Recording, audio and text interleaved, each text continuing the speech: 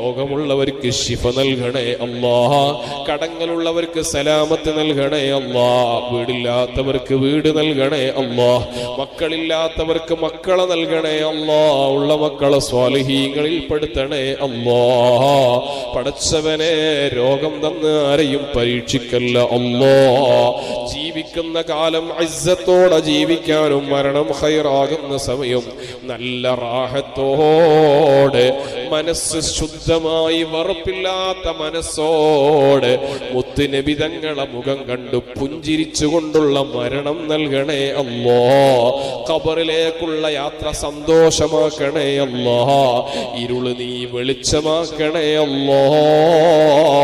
ഹബീബിന്റെ ജിവാറിലായി ഹൗള് കുടിക്കാനുള്ള ഭാഗ്യം നൽകണേ അല്ലാഹ്. അവസാനം നിന്റെ ലിഖാ കൊണ്ട് സന്തോഷിപ്പിക്കണേ അല്ലാഹ്.